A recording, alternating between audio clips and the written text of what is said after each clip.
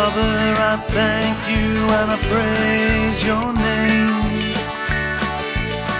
You give me strength and you light my way. Through your grace and your guiding hand. I want to talk about what kind of faith is required here that unlocks, as it were, that mystery for us. And the way to do that, I think, is to talk about a couple of ways of understanding faith. Perhaps the most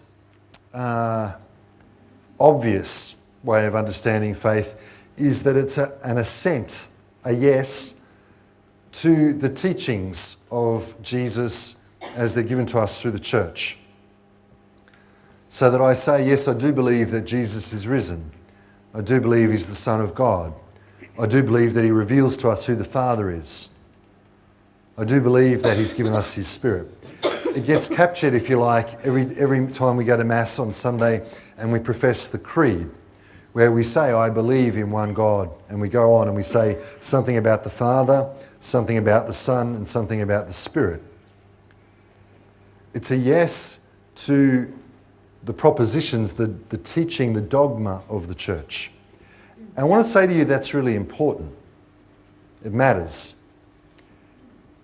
Faith involves an assent to those teachings. But to start there is to kind of get the cart before the horse. Okay?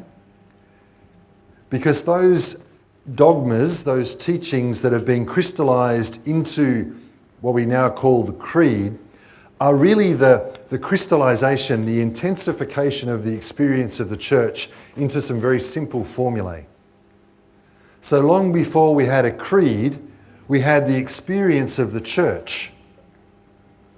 And the creed is naming and articulating in a very concise fashion what the early Christians experienced. So faith is an assent. It is a yes. You've got to profess the creed. You've got to believe in it. It goes to the very heart of our faith. It's a way of expressing the core of what we believe about God as Trinity and about its implication for us.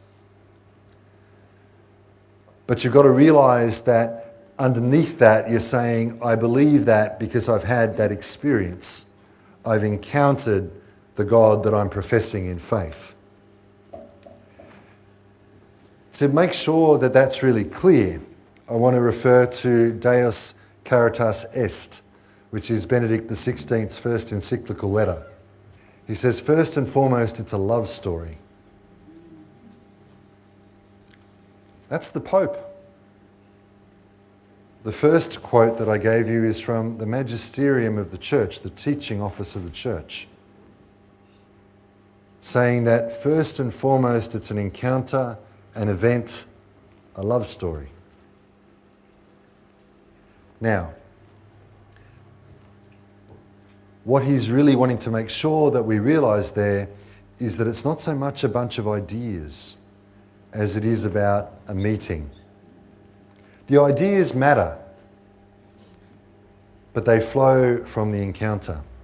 The rich theology of the church, the reflection now over 2,000 years of what it means to be a Christian, is a reflection upon that foundational experience.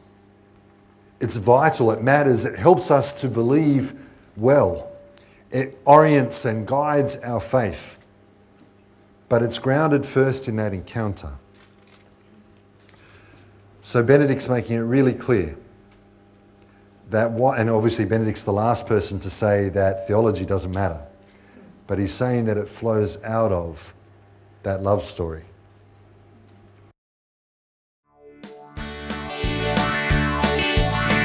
Father, I thank you and I praise your name. You give me strength and you light my way. Through your grace and your guiding hand, I live the life that